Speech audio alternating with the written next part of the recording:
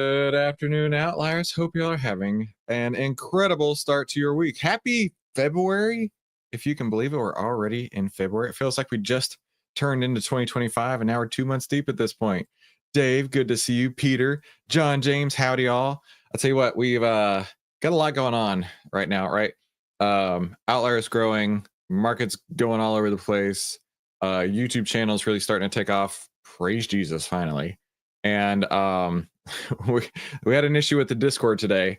Simon went through, like, you guys have seen it. We've got some scammers that show up and like impersonate me, impersonate April, and clearly we don't want that. So Simon was coming up with a few ways that we can work around that, because we don't want to like lock the server down, because then it's really difficult for you to even get in, right? And then we have to vet, who's requesting access and emails and whatnot. So Simon's trying really hard to figure out an easy way to make that happen. But in the meantime, he changed some permissions, and honestly, I have no idea what he changed. And there were some areas that you may have had access to that you don't have access to right now. But don't stress, we'll give it back to you. But Simon's gone for the day, and I have no idea what to do on Discord. So I am that is beyond my pay grade. I'll put it that way. He's much younger than I am, and clearly much wiser when it comes to things like that. But Christian, good to see you over there. Red market morning for us. It certainly was. Tommy, Bob, Mari. All right, there's a girl in the chat. No more cussing and drinking, folks. Be on your best behavior here. Bjorn is here.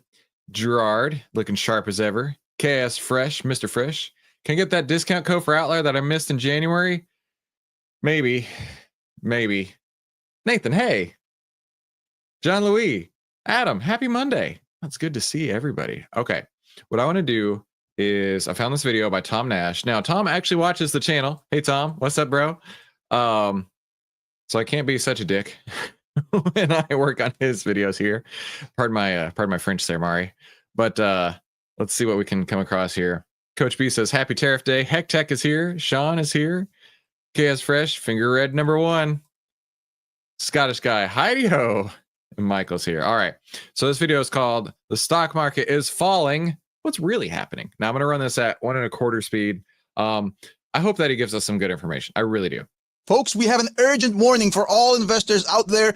Please listen careful. There is a trap being laid for you today, and it's going to be an all-out war on your psyche. Please pay attention and watch to the end of this video. This is going to be very, very important. Now, as you have noticed, over the past few days, well into the weekend, the Trump tariffs on Mexico, Canada, and China have been the talk of the town, so to speak, and everybody is obsessed about it. And what it's going to do to the economy, what it's going to do to the stock market, how everything is going to change. And I promise you that today, there's going to be a full-on assault on your brain and your emotions by everybody who will profit from this and actually not so much care about what happens to you and your money and your investments. So pay attention.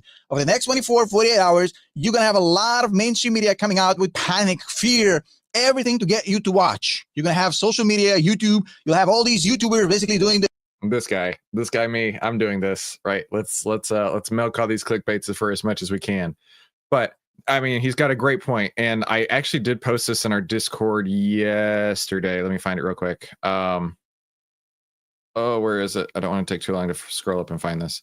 I said, saw the futures were down a ton tonight. There's every chance they'll be flat or even green by morning. But I've been saying for several days now, cash is a trade, and Breath was alerting us that something was happening. So 5 days ago, I made a post talking about how Breath had peaked and that the acceleration to the downside may be starting to occur. But the point is that, like, I was not even surprised at all to see the market claw back as much as it has, right? How many times have you gone to bed seeing the market being way, way, way down, and then you wake up the next day and it's flat or up, and you're like, well, okay. So like when I see big moves like that overnight, I don't even stress about them anymore. Like, I'm not saying that they always get bought, but half the time they don't even materialize within 24 hours. Not even one trading day later, it doesn't even exist. Hey, real quick, let me introduce myself. My name is Christopher Yule. I've twice been awarded top 100 people in finance. I was mentored by 5 of the market wizards, the best traders of all time. I've been successfully trading since 2009, and this is where we save time, make money, and start winning with less risk together as a team. But before we start trading, let's continue on with the video of the day. Remember, only price pays, and stick around to see how we rank this out of 10, and subscribe if you haven't already.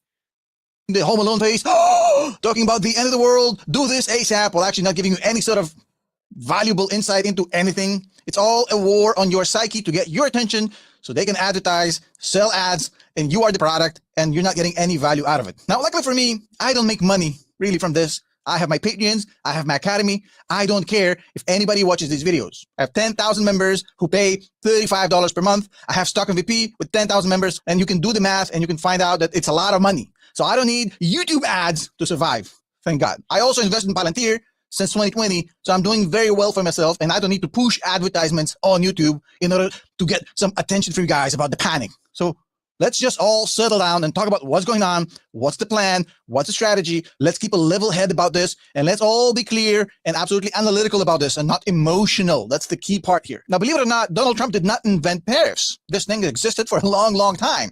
The idea is very simple. A tariff is nothing but an import tax. Basically, this means that if you bring things to my country from your country and there's a tariff, you have to pay an import tax to me.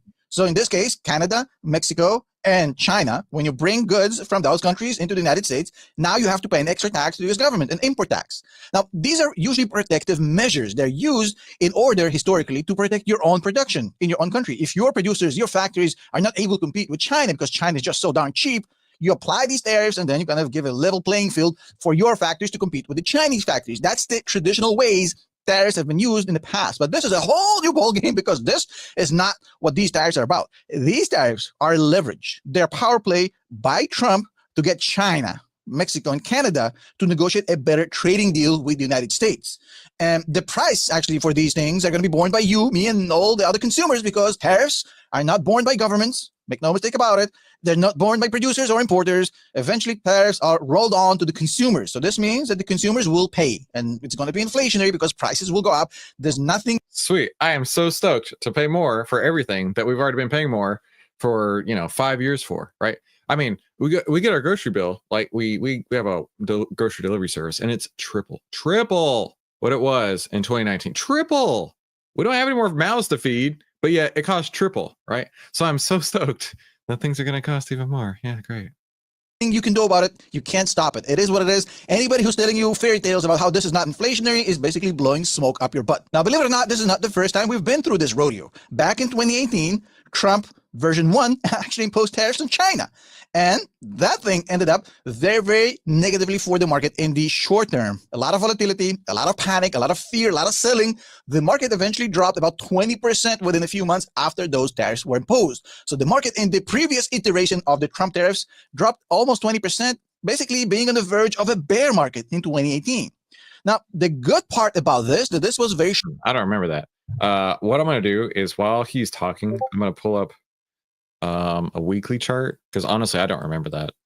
2018, yeah, there you go, right there. So what was that high to low right there? This is a weekly chart. 20, basically right on 20%, 20.5% basically. Short-lived. It took a few months, and then by the end of 2018, the beginning of 2019, the recovery started, and by mid-2019, just a year later, we were at new all-time highs again. So this was just a blip on the radar, a bug on the windshield, whatever metaphor, analogy you want to use. It took less than a year for this thing to fizzle out. Now, for a lot of you, you might say, well, Tom, a year is a long time. It is a long time if you are a trader. If you're investing in companies for the next 10 years, that year actually made people a lot of money because when the market dipped, people bought all these great companies at a discount. And when it went back up within a year, they all improved their cost basis, making them generational wealth. Now, again, the short-term pain the tariffs have caused us back in 2018 and the insane volatility we've seen, they're not sure to come back this time. The fact that this happened in 2018 and the fact that history played out this.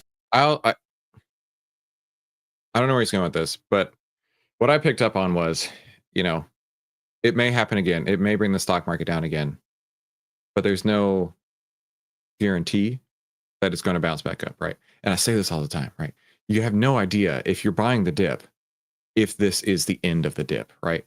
I mean, during this spot, right, you don't know when the dip is going to end. And like, I'm not waiting a year to make profits, okay? If it's not working for me, I'm out. I'm moving on, okay? And then, it did go back up. There's no guarantee of that. We get so used to, so jaded, so blinded by the fact that the market like just continues to march higher, especially in the last few years, right? But there's no guarantee the market will do this. If you are trading with hope first rather than risk first, you're going to get smacked in the face and it's going to hurt, right? Do you remember when your dad used to tell you to like quit back talking and he'd get on a newspaper and just like, maybe I was the only one who had a dad like that. Probably not. But that's what's going to happen. And it's going to hurt. It's going to suck. This way in 2018 doesn't really guarantee us that this scenario is going to play in the same way. Lots of different factors, lots of different parameters here. So there's no guarantees that this time we're going to see another 20% drop and then, within a year, complete recovery. Nobody knows how this thing is going to play out. And if people are sitting there pretending to have a crystal ball and drawing some charts on some numbers on, all this crap, pretending to tell you, oh, we know how this thing is going to play out, they don't. They're a bunch of hooey crap sellers who just want to sell this trash in order to get you some sort of a confidence as if you know what the hell is going on, or you have some sort of control. You don't. We don't have any control, right? Now, this time, actually... Because we do not have control. That's why I always approach trading as risk first, right? A, how much am I going to stand to lose on this trade, right? How big of a position size am I willing to take? And B, if I'm wrong, how much room am I going to give it to find out if I'm wrong, right? Am I going to give it $1? Am I going to give it 5? Am I going to give it 10, right? I'm certainly not going to give it ages to figure out, right? I'm going to know within the span of a week if my trade is working, right? There's also a time dynamic. And Minervini was talking about that to me one day. Right, if your stock is not moving in the time window that you're looking for, and you're continuing to hold it, right, that's dead money, right? You're just sitting on dead money when you could be reinvesting it into something else and potentially making more money. So if a stock is not moving the direction you want it to see, as long as you position size correctly and you know where you're going to get out on the charts, if you give it enough space and to find out if it's going to work or not, and if it's still not working, just move on, right? Don't be tied to any stock out there ever. Let me catch up on the chat here. ESAT, he's very excited. Nathan, OMG, war trap, sounds like a lot of buzzwords. ESAT, he doesn't care, so don't listen to him. No, don't listen to him. I like Tom. Equilibrium. The market is fine. Hardly a dip. Overexertion. Yeah, for sure. Mikey Mike, how you doing? Scottish guy. Just wait for it to stop dipping. I know, right? And it sounds so simple because it can be. It really can be. Nathan, I was in the gym when that happened, and I remember it was all the buzz for the next few days. Nathan getting a swole on. The hooey crap sellers. The things, sadly, are quite worse than 2018 because in 2018, if anything, this was just China, right? This time, we're talking about China. We're talking about Mexico. We're talking about Canada. The combined value of imports from these countries to the United States is $1.6 trillion of goods every single year. That is a lot of goods. It's bigger. It's nastier. And this time, it's a lot more complicated than the 2018 tariffs. China is the world's factory. Canada is the number one partner vis-a-vis the United States as far as trading. Mexico is a huge sourcing for the United States for a lot of stuff, automotive parts for once, but there's a lot of stuff, agriculture, you name it. So is everything going to collapse because of these tariffs? Well, not necessarily. And allow me to shed some light on what actually is going on here. So number one, nobody knows how this thing is going to play out, right? When you have a complete consensus in the market where everybody's convinced that the stock market is absolutely 100% going to do something for certain, it goes the opposite way. I don't know what he's going to say, but when everybody thinks they know what's going to happen, like the market always goes up, right? That's when it will smack you in the face and teach you what risk is. Okay. I don't know what he's going to say, but that's what I'm guessing. Vis-a-vis this market, we're talking about a horrible crash because of tariffs, and everybody is convinced that the crash is coming right now, and it's a consensus. More often than not, when everybody's convinced that the market is doing one thing, the market wakes up, bitch slaps you, and essentially does the complete opposite without rhyme. That is hilarious, Tom. It's like you and I are brothers from another mother, right? It's like old Warren used to say, be fearful when others are greedy and greedy when others are fearful. That's so funny that he said nearly exactly what I did. Michael Wales, good afternoon. Great afternoon to you, my friend. Rhyme or reason or any sort of logic, right? We've seen this play out many, many times. So the one thing that I'm kind of encouraged about is the fact that the consensus about the crash is here, which means there's a chance that this thing is going to flip on everybody. Now, I wouldn't get too caught up on this. This is just a general insight, but look at the bigger picture here, right? I would here. Let's pull up the stock market map, right? So you remember a week or so ago, there was the what's it called? That AI thing. The one that's taken out ChatGPT that I can't remember. It's from China. I cannot remember. It's not BuzzFeed. What is that called? Hit me in the chat. I'm drawing a blank right now. And it took out like NVIDIA, Broadcom, whatever. DeepSeek. Thank you, Bjorn.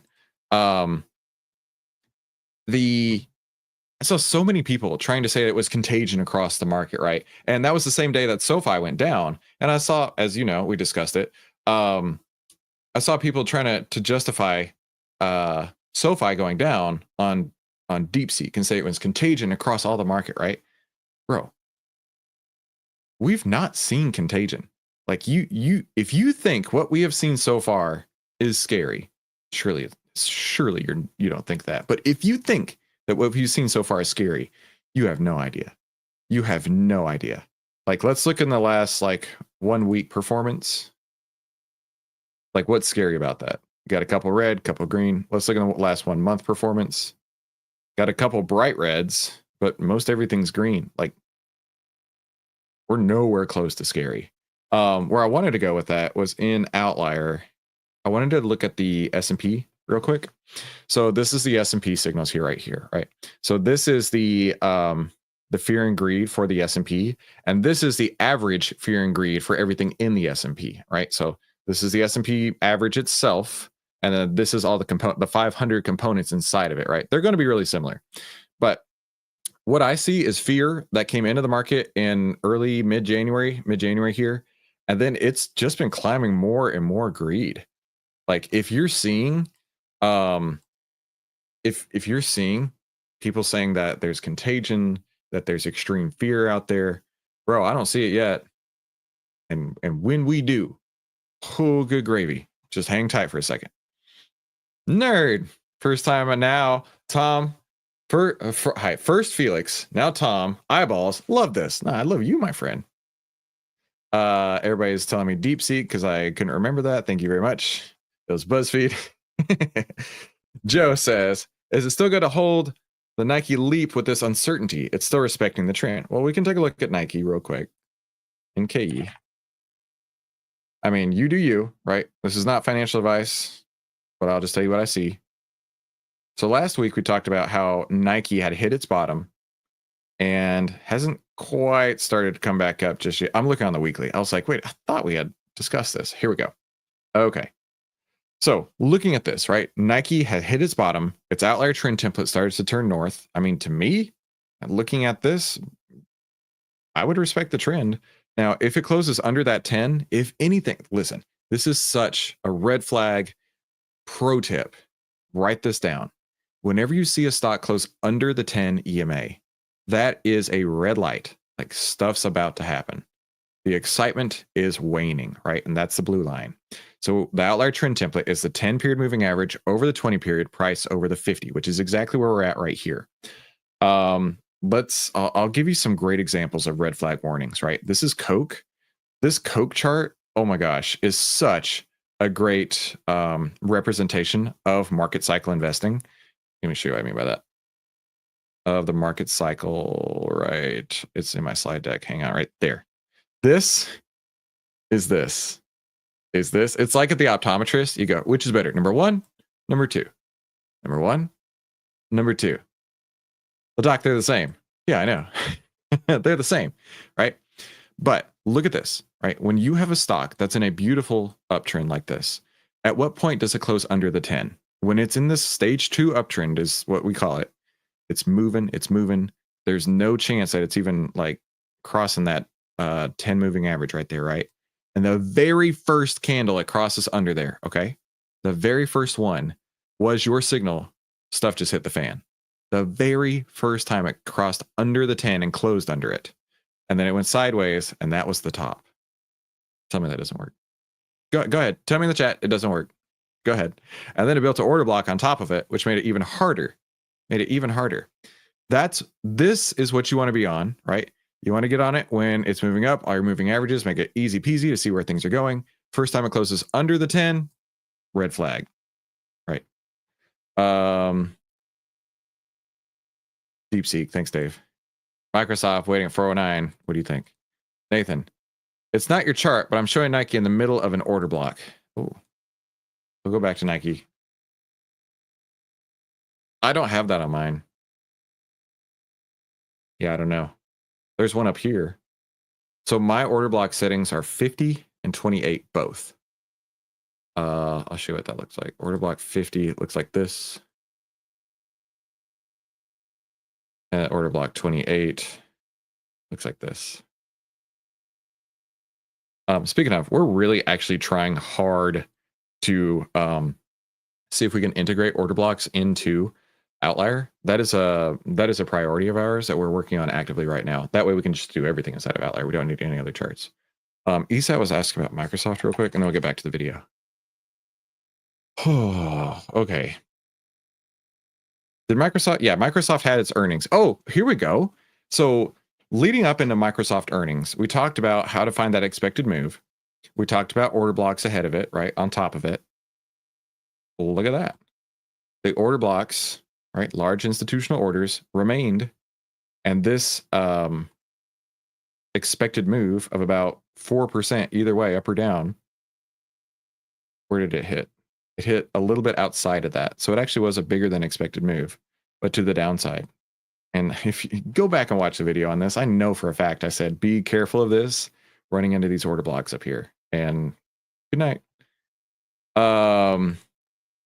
Yeah, I mean, we're actually getting a new charting. Look, this is beyond my pay grade, but we have a new charting platform that's coming real soon. So it's going to look different soon and way more better for sure. Absolutely. Do I always close when it hits that? Frickin' yeah. Dude, why wouldn't I? Right? If you have seen an indicator that every time it comes up to it, let me find one. I think it was Amazon the other day I saw it and I was like, oh wow, this is good. Amazon? No. Frick. I see so many stock charts. I can't remember which one it was. Was it this one? No. PayPal? PayPal. Whoo! You want to talk about order block city. Okay, check this out. So these overhead order blocks. These overhead order blocks were created in October of 22 and November of 22. So hear me out. Imagine you're a PayPal shareholder, right? Somebody put in a big order to sell anytime it gets between 92 and 89.67. Okay. The first time it comes up into there, rejected. The second time it comes up into there, rejected. And then they're like, you know what? We got a lot more shares to sell. Let's go ahead and make a second order. So those two orders have sat for 2 years, 3 years at this point. It came up into it once, got rejected in February of 23. Okay. We move on. And now it's the first time it's been in this area since November of 23 or February of 2023. So that was the first time it got rejected. Second, third, fourth, fifth, and now we're in the sixth time, right? Tell me order blocks don't work. And now we have a triple order block on top of PayPal. Bro, I wouldn't buy this with your money. No way. No way. So that's how cool order blocks can be. Now, from the opposite end, right? Imagine that there's buyers, right? Institutions that want to own PayPal. So they say, okay, if it ever comes back down to 68, I'm in. And again, if it ever comes back to 76, I'm in. And you can see this one, it did come down into it, bounced right up out of it, created another order block. So I wouldn't be surprised if PayPal hit between 92 and 80 for a while. You got doubles on the bottom, triples on top. Blech. Blech. No, thank you. Yeah, we're actively working on it. Yes, I promise you we're working on it. Sign me up for OVTLYR if order blocks are visible. Scottish guy, I remember the like button. Yeah, Simon, how do shares bust through these order blocks? It's honestly, they just need to have enough buyers, right? If enough buyers come to town and buy up PayPal, and maybe it happens on earnings, when it clears on this side, when it closes above it, the order blocks disappear. Nvidia had a big order block in this area for months, and then when it closed under, it disappeared, right? Whomever was ready to buy it every single time got overwhelmed by sellers, and then it disappeared. So that's what that is. Pixelmac, sign up now, learn to use it, and be ready when order blocks are added. That sounds good too. Thanks, Pixelmac. You're welcome as well. Let's get back to this. Number one, the negotiation just started. Trump fired the first shot. Canada is going to get pissed off. Mexico is going to get pissed off. They're all going to get insulted. They're going to slap their own tariffs. And We're going to go to the negotiation table eventually, because this is not going to trade all its way into a huge trade war between these three countries, because everybody loses in a trade war. Now, the one thing to remember, if you look at Canada versus the United States, the rhetoric we've heard over the weekend was very harsh. Some tough words from the actor who they have as prime minister over there. Some tough words about, we're not. When is Trudeau getting out of here? Nobody wants him. Get out. Gonna do okay. Let's put things in perspective. Number one, the United States have 10 times higher GDP than Canada, and more importantly, the Canadian market exports its goods mainly to the United States.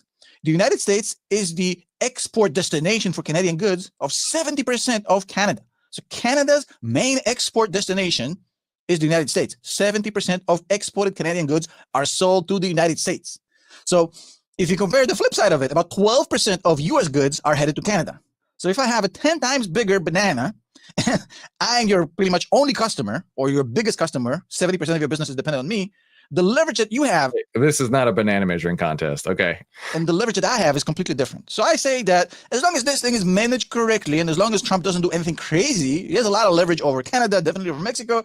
China is a whole different enchilada. Let's leave China alone here. And that's kind of the flip side of this, because China can actually match the United States in these conditions as far as export import size and all that. But that's, I think, with China, just the beginning of a very lengthy negotiation where both sides are going to figure out a deal. So this thing might be resolved within a month, within a week, within 3 months, nobody knows, but it might be politically resolved, basically rendering this whole thing irrelevant. Now, number three, you have. That's kind of where my head is at too. Is I don't see this being long and drawn out, but I don't actually know. Understand that whatever happens long term, short term, we do have lots of added risk and uncertainty to the market because of these new tariffs. Because now, all of a sudden, the market is faced with lots and lots of uncertainty with how this plays out, whether this leads to a full-out trade war, whether this leads to an inflationary spike in the United States of epic proportion or just a mild inflationary spike. A lot of uncertainty, a lot of risk. Markets hate uncertainty. Markets hate risk. So the short-term reaction, because of the added uncertainty and the added risk, has to be negative from the market. But this means nothing about what's going to happen long-term. Now, on top of it, obviously, there's going to be inflationary impact on U.S. manufacturers, with the exception of people who manufacture steel in the United States. Pretty much everybody is acquiring and sourcing materials in China, Mexico, Canada. So the cost of goods of US producers is going to go up. The price is going to go up. Everything is going to go up. It's going to be inflationary. It's going to be unpleasant. But long term, the markets will adapt, because these manufacturers are not going to just sit on their thumb, ignoring this and saying, oh, well, they're good. Bro, you ever sat on your thumb? Hey, that's not pleasant. They do what every good CEO will do in this situation: reconfigure their supply chain. It's not pleasant for your thumb or the thing you're sitting on it with. I'm just saying. If they can move certain factories to the United States in order not to pay a tariff, they'll do it. We've heard a few Canadian companies already moving production away from Canada to the United States. If they can reroute their supply chains through countries where we don't have a tariff, they'll do that. They find legal loopholes. They find lots and lots of strategies to get away from these tariffs, just like they did in 2018. And by the end of 2018, the beginning of 2018, the whole thing was pretty much over. And by mid-2019, the market was at all-time highs. This is not a career-ending event for the stock market. This is not the end of the world. Far from it. Now, if this thing actually drops because of the fear, the panic, and all that good stuff, there's only one thing you can do in this situation, and that is have a plan, right? We talk about it in our videos all the time. We talk about having a plan, understanding what the situation is, and this is no different. You have. Absolutely. So we're going to stop in there, and I'm going to go back to my trading plan, if you don't mind, Tom. Excuse me here. But before we do that, right, let's rank this video. Let's rank this video. How would you rank this? I personally, I'm going to throw it into an 8. That's high praise for me. Very high praise for me. Mainly because he came to the table with receipts, and really he's talking very analytically. He's saying this is not the end of the world, right? We've been here before with Trump. Everything's going to work out fine. Just, don't lose your baloney, I guess you could say. Nobody gets a 7. Otherwise, I'd rank it a 7. I see some 3s, some 6s, some 8s. I like this video a lot, says Nathan, so he gets an 8. So I appreciate everybody dropping what you think in there. Now, we're going to quickly run into today's member highlight over in the Discord. But I got to tell you what, the Discord has been on fire and fuego lately, and I cannot keep up. It's pretty awesome to see all of our new members over here. I mentioned this earlier on, trying to avoid the scammers that have come into there. So we did mess around with the permissions, and it seems like some people may have lost access to the areas that you had before. We're going to get that resolved. Don't stress.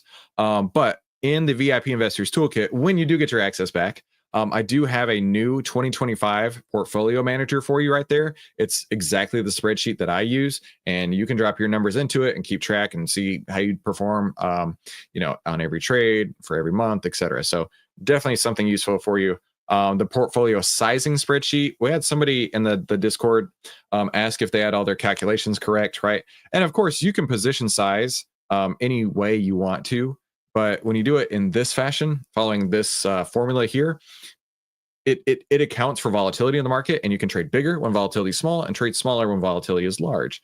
And because of that, it really helps. And this is something I learned directly from Larry Hite, the first $1 billion hedge fund manager, one of the original market wizards. This is how he would position size his trades. So I figured, if it's good enough for him, good enough for me.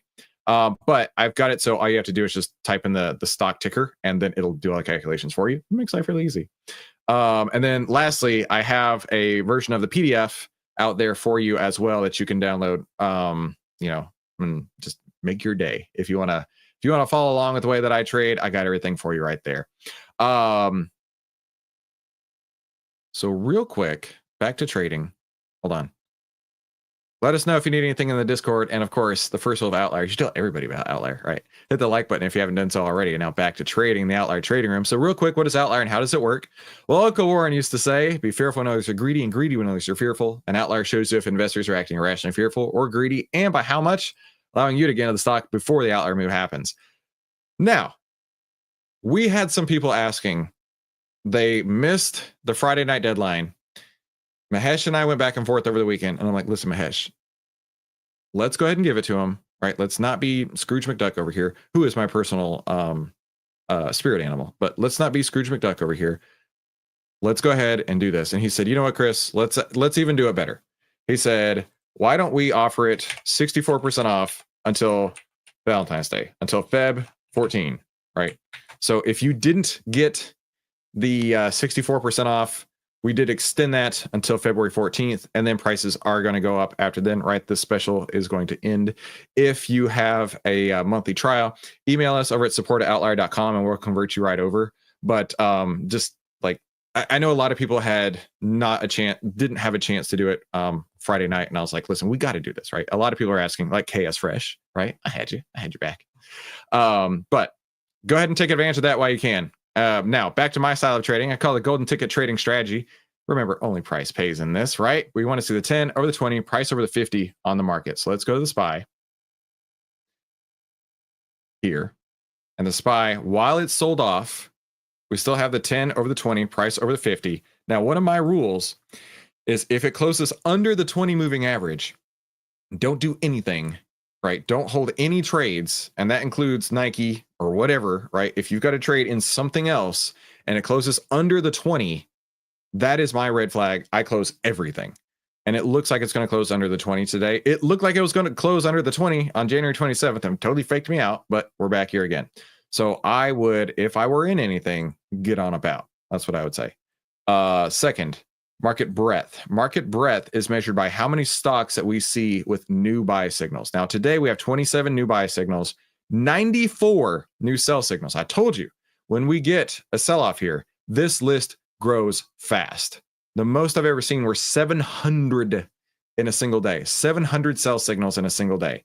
Hadn't got to that point just yet, but if we look over here on the market breadth, you can see it's peaked and it's definitely coming down hard and fast, right? And you want to have the market breadth helping you push up the market trend, which is going to help raise all the stocks, right? A rising tide lifts all ship, but falling tide shows you swimming naked. Let me catch up on the chat. Muy Fuego. Tom Nash is down to earth guy. 8 from me. Unless he's talking Palantir and Tesla, he can get a bit extreme. Otherwise, he's solid. Nerd, is there a link? Just go to outlier.com, my friend. Can portfolio be downloaded and used offline? Looks broken on my side. Has some error. Really? Whenever you click the link, it's going to ask you to create your own copy. And then once you get that copy, I've got a handful of like example trades in there. Just, clear those out and go for it. Yes, fresh. All right. Nathan says, worth every penny. Not an ad, just numbers, what I've saved and made more for sure. Found it. See you there. I'll see you there, Mr. Nerd. I'll join you in the nerd club. Don't stress. So for me, I don't have any trades that set up today. But you know what? That's okay, right? It's all about being market aware, seeing what's out there. And of course, make sure you come back tomorrow, right? Tell me what you're trading in the chat as well. But of course, right now, as Tom was saying in his video, there's a lot of uncertainty, a lot of risk, and cash is always a trade. Cash is always, always, always a trade. So be sure to come back tomorrow. We'll help you save time, make money, and start winning with less risk together as a team. YouTube is going to pop up a couple recommended videos right now. I recommend you watch one of them and have a fantastic day. We'll talk soon after I click the goodbye button. Goodbye.